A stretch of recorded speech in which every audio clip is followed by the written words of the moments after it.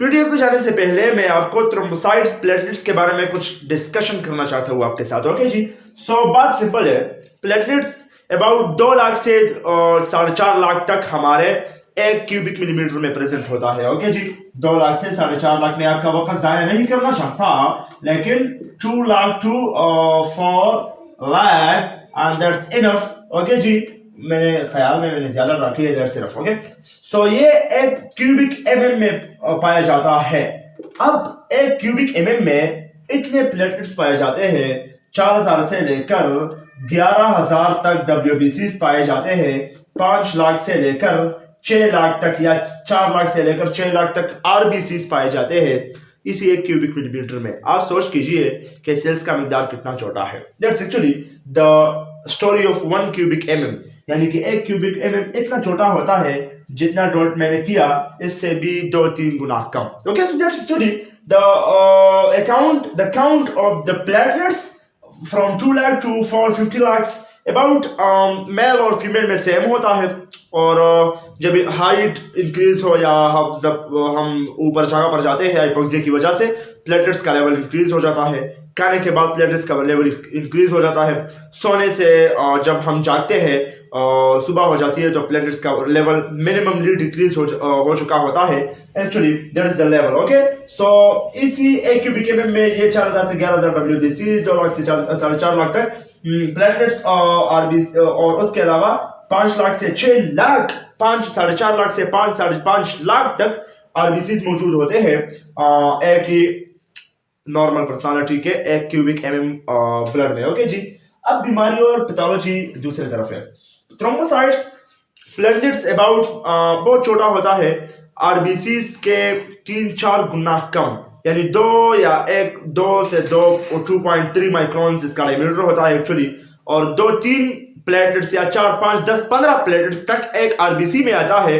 जबकि आप खुद सोचिए कि आरबीसी भी इतना छोटा होता है कि 1 क्यूबिक एमएम में 5 से 6 lakh RBC. So that's actually very detailed process and detailed and very condensed. Okay, so platelets का एक खास स्ट्रक्चर नहीं होता और मेनली वाइट होता है या मेनली ट्रांसपेरेंट होता है, और ये एक्चुअली या ओवल शेप होता है या गोल शेप होता है या डम्बल शेप होता है। ये बहुत से शेप्स इसके होते हैं, एक्चुअल शेप भी नहीं होता। साइटोप्लाज्म में न्यूक्लियस मौजूद नहीं होता। साइटोप्लाज्म में ग्रेन्यूल्स वगैरह मौजूद होते हैं, डेंस ग्रेन्यूल्स और अल्फा ग्रेन्यूल्स वगैरह। उसके अलावा माइटोकॉन्ड्रिया, गोल्गी एपैरेटस और उसके अलावा एंडोप्लाज्मिक रेटिकुलम भी मौजूद होते हैं। और ये इलेक्ट्रॉनिक स्टडी है। ओके, इलेक्ट्रॉनिक माइक्रोस्कोपिक स्टडी, क्योंकि प्लेटलेट्स तो आम माइक्रोस्कोप से नजर नहीं आता क्योंकि बहुत छोटे हैं, तो इसके अंदर झांकना और फिर देखना ये तो बिल्कुल मुश्किल है। सो इलेक्ट्रॉनिक माइक्रोस्कोप का काम ये है कि वो थोड़े छोटे चीजों को भी जानिए और पिकोमीटर्स के लेवल पर किसी चीज को जानिए। So that's why platelets are smallest cells. Okay, छोटे ग्रेन्यूल्स जैसे कि होते हैं, और ये जब एक्टिवेट नहीं होता तो इसको थ्रोम्बोसाइट्स कहते हैं। जब भी कोलेजन के साथ इसका कांटेक्ट आता है सो ये सेरोटोनिन वगैरह हार्मोन्स को रिलीज करते हैं, और उसके अलावा सिक्रेटिन वगैरह और दूसरे थ्रोम्बोक्सिन A2 और उसके अलावा दूसरे हार्मोन्स को भी सिक्रेट करते हैं, फैक्टर्स को, ताकि दूसरे प्लेटलेट्स को भी एग्रीगेट कर सके, एक्टिवेट कर सके, ताकि यहाँ पर आइए यहाँ पर इंजरी हुई है। सो यही प्लेटलेट्स जब इसके साथ कोलेजन का कांटेक्ट हो जाता है सो ये प्लेटलेट्स कन्वर्ट होता है थ्रोम्बोसाइट से थ्रोम्बोप्लास्टिन से प्लास्टिन को। ओके जी, थ्रोम्बोप्लास्टिन इससे बन जाता है, और इसके ये ल्यूपोडिया वगैरह के स्ट्रक्चर भी नजर आते हैं, और ये बिल्कुल हायरार्की शेप हो जाता है, और वो फिर फिक्सेशन करता है ताकि जगह पर भी जो जगह हो उसके मुताबिक से ये फिक्सेशन करता है, अपने आप का शक्ल बनाता है।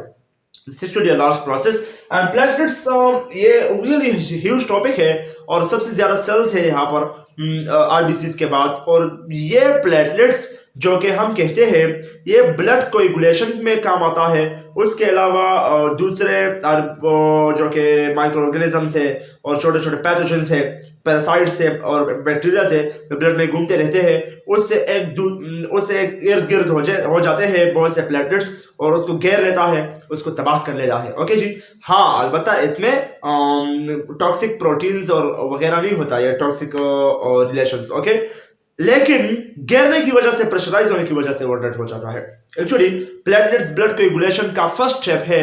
जब भी इंजरी हो जाती है एंडोथेलियल सेल्स जो कि वेसल्स के हैं वो इंजर्ड हो जाते हैं, डैमेज हो जाते हैं, सो उससे जो ब्लड बाहर निकलती है, ब्लीडिंग होती है। सो ही ब्लीडिंग में फर्स्ट स्टेप इसका है कि प्लेटलेट्स को कोलेजन का कांटेक्ट हो जाता है और प्लेटलेट डायरेक्ट वहां पर जाके सेकंड के हिसाब से वहां पर स्टिक हो जाते हैं।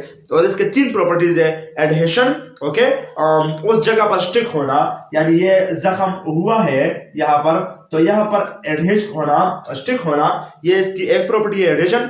दूसरा, जब ये स्टिक हो गया तो ये थ्रोम्बोक्सिन और उसके अलावा सेरोटोनिन वगैरह ये तमाम हार्मोन्स A2 वगैरह को सिक्रेट करेंगे ताकि एग्रीगेट कर सके और दूसरे प्लेटलेट्स को भी एक्टिवेट कर सके। So the activation of other platelet cells is the other property of the platelets. और हर एक प्लेटलेट में प्रॉपर्टी मौजूद है कि वो अपने दूसरे दोस्त को भी आगाह कर सके। That's actually very very amazing. और तीसरी प्रॉपर्टी ये है एग्लूटिनेशन कि यानी कि ये ब्लड क्लॉट बनाता है, प्लेटलेट क्लॉट बनाता है। बहुत से लाखों प्लेटलेट्स एक जगह पर फिक्स हो जाते हैं, अपने आप से एक दूसरे के साथ अटैच हो जाते हैं और उस अटैचमेंट की वजह से इसका जो क्लॉट फॉर्मेशन है वो बड़ा हो जाता है और एक जगह पर वहां पर जो इंजरी है या इंजर्ड प्लेस है वहां पर अटैच हो जाता है। That's actual process, that's a tent. Okay, so agglutination यानी कि सबसे पहले जो एडहेशन है, यहाँ पर वो एडहेश हो गई डायरेक्ट कांटेक्ट में आकर कोलेजन के, तो वहाँ एडहेश हो गई, स्टिक हो गई वह इंजर्ड प्लेस पे। जो 2-3 आरबीसी या 10,000 मेनली 10-15,000 प्लेटलेट्स वहाँ पर स्टिक है, तो डायरेक्ट उस तमाम प्लेटलेट से एक जगह पर एक वक्त पर साइमल्टेनियसली यही थ्रोम्बोक्सिन A2 वगैरह वगैरह जो कि टॉक्सिन्स वगैरह हार्मोन्स है और वो दूसरे प्लेटलेट्स को स्टिमुलेट करने के लिए है, वो सिक्रेट होना शुरू हो जाएंगे। और जब वो सिक्रेट होंगे, that is another property which is known as the aggregation. और जब वो सिक्रेट होते हैं तो दूसरे प्लेटलेट्स भी आते हैं और एक क्लॉट फॉर्मेशन बनाता है और उस क्लॉट फॉर्मेशन में प्लेटलेट क्लॉट में ये खुसूसियत होती है कि वो एक जगह पर जाके वहाँ फिक्स हो जाती है इंजर्ड प्लेस पे, तो एक वक्त में वो जगह बंद हो जाती है 5 to 6 minutes. Okay, actually so वो एक दूसरी प्रॉपर्टी है, एक दूसरे के साथ अटैच होना और फिर फिक्स होना एक जगह पर। That is the property which is known as agglutination. ये तीनों प्रॉपर्टीज बहुत अहम है। इसके अलावा प्लेटलेट्स के ज्यादा होने को यानी थ्रोम्बोसाइट्स के ज्यादा होने को जो कि नॉर्मल वैल्यू से बहुत ज्यादा हो जाए, that is known as the thrombocytosis या थ्रोम्बोसाइटोपीनिया।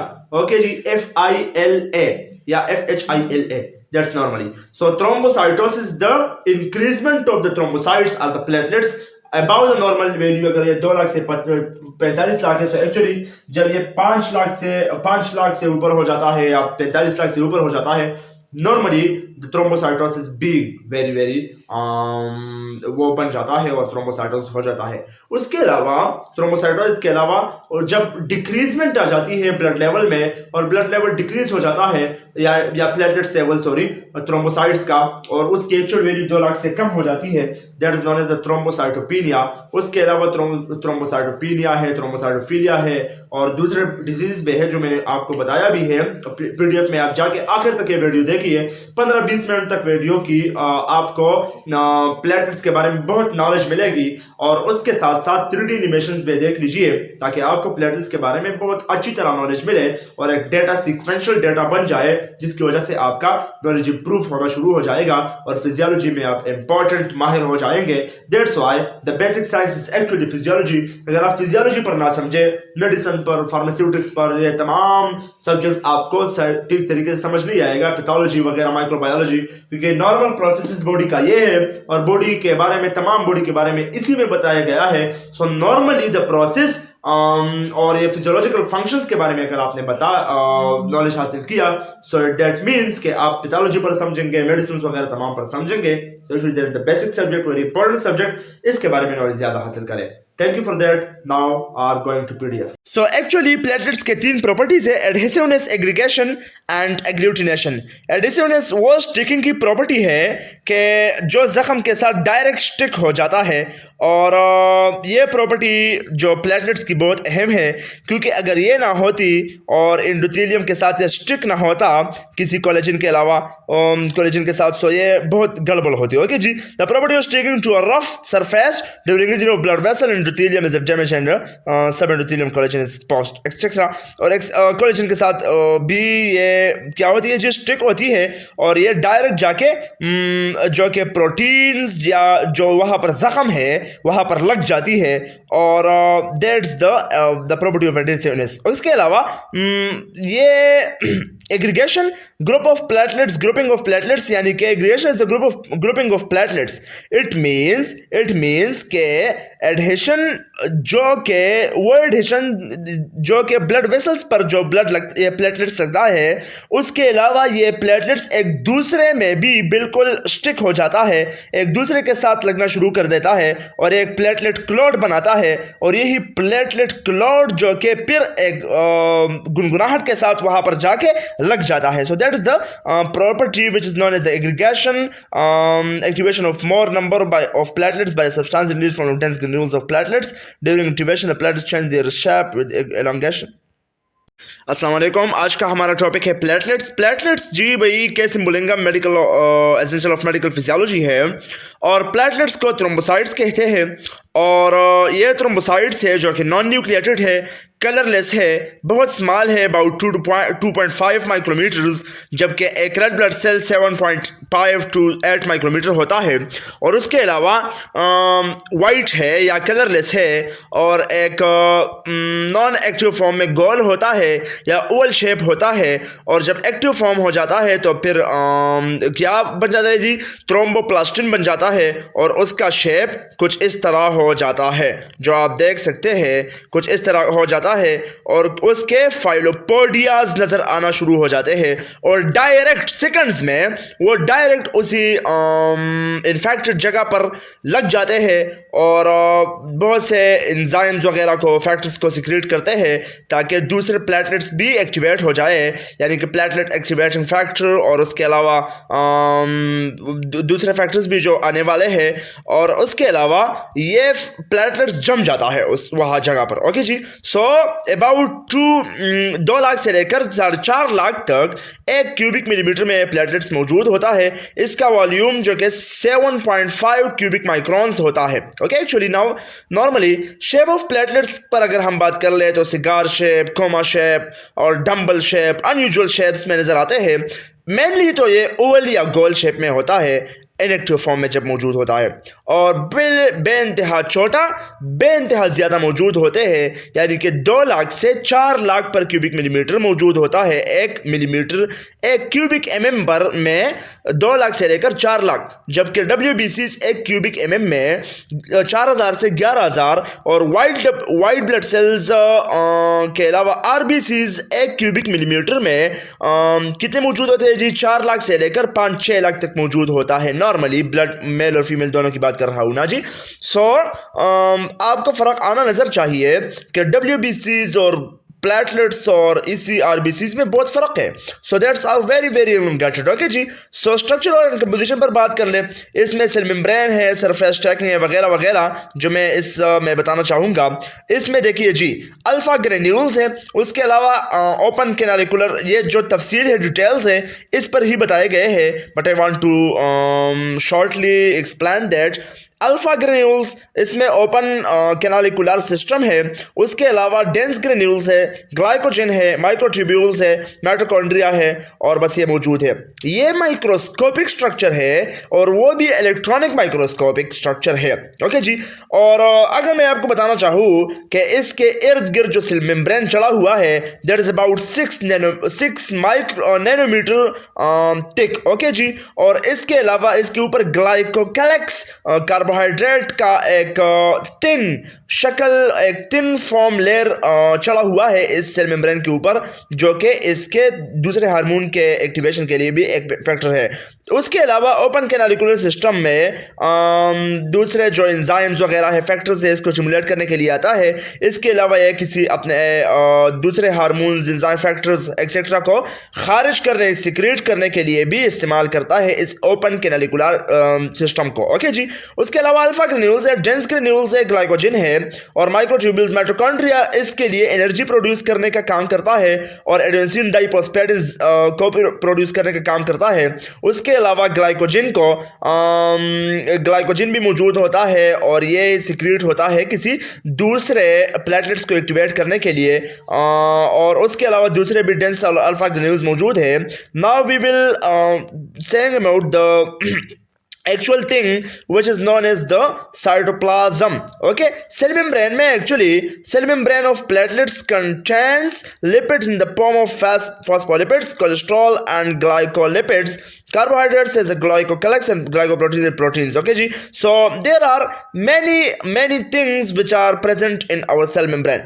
glycoproteins जो कि ये glycoproteins जिसने बनाया हुआ है हमारे सेल मेम्ब्रेन का कुछ हिस्सा इस platelets का. Glycoproteins prevent the adherence of platelets to normal endothelium but accelerate the adherence of platelets to collagen and damaged endothelium in the ruptured blood.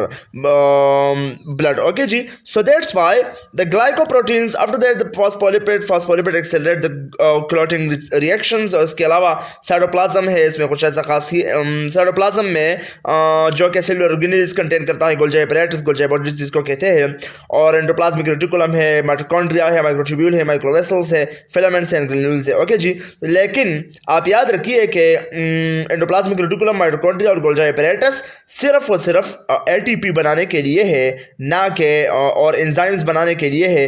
ना एंजाइम्स इससे नहीं बनते हैं, लेकिन कुछ फैक्टर्स बनते हैं, ना कि प्रोटीन्स बनाने के लिए. ओके जी, सो क्योंकि इसमें न्यूक्लियस नहीं है, न्यूक्लियस ना है तो डीएनए नहीं है, डीएनए नहीं है तो आरएनए पॉलीमराइजेशन नहीं होगी, और जब आरएनए पॉलीमराइजेशन नहीं होगी तो राइबोसोम्स में प्रोटीन्स कैसे बनेगा? तो जब प्रोटीन नहीं बनेगा, जिसकी वजह से इसका लाइफ स्पेन कुछ ना कुछ हद तक होता है. इतना होता है कि जब वो प्रोटीन इसमें मौजूद है, ऑलरेडी ये जो प्रोटीन बनाते हुए इसमें पैदा हुआ है, वही प्रोटीन 8 से 10 दिन तक काम करता है. सो मेनली इसका लाइफ स्पेन भी कितना हुआ चाहिए? 8 से 10 दिन इसका नॉर्मली लाइफ स्पेन है. उसके बाद ये इसमें प्रोटीन डिग्रेड हो जाता है और खुद मर जाता है. और उससे पहले कि 8 से 10 दिन से पहले ये किसी ब्लड कोएगुलेंट पर कोएगुलेशन कैस्केड के प्रोसेस में काम आ जाता है और फिर वहां पर डेड हो जाता है. That's actual process.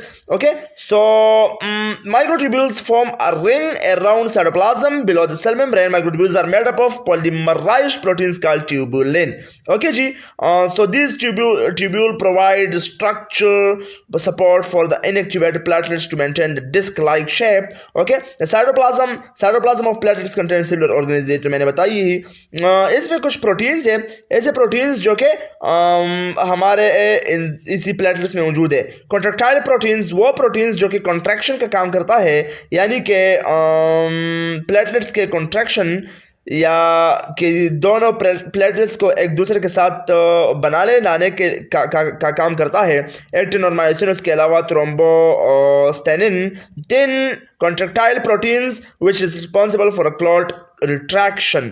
ओके, आप थ्रोम्बोस्टेनिन का ये एक पार्ट याद रखिए कि ये कॉन्ट्रैक्टाइल प्रोटीन है जो क्लॉट रिट्रैक्शन के लिए इस्तेमाल होता है, और क्लॉट रिट्रैक्शन में आगे पढ़ूंगा. Okay, fibrin stabilising factor, clotting factor है.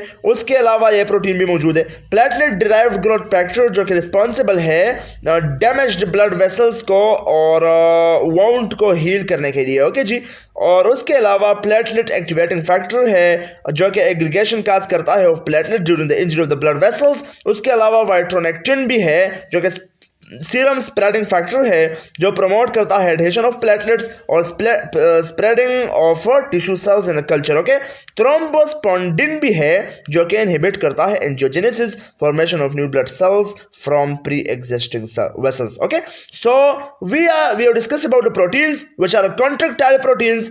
One Well-Brand factor, these are proteins actually, factors are actually in proteins. Okay, fibrin stabilizing factor, platelet derived growth factor, and platelet activating factor, and also vitronectin, and also thrombospondin. These are the platelets proteins which are present in cytoplasm of the platelets and the glycogen of the platelets, etc. Now the enzymes adenosine triphosphate and the enzymes which are necessary for the synthesis of prostaglandins is present in the platelets. Hormones adrenaline 5-hydroxy tryptamine 5-HT serotonin और उसके अलावा histamine भी मौजूद है इसमें इसी platelets में और कुछ chemical enzyme substance glycogen substance like blood group antigens etcetera इसमें मौजूद होते हैं प्लेटलेट्स के अंदर. इनऑर्गेनिक सब्सटेंस जैसे कि calcium copper magnesium and iron platelets granules में मौजूद होते हैं. अल्फा और डेंस ग्रेन्यूल्स अल्फा ग्रेन्यूल्स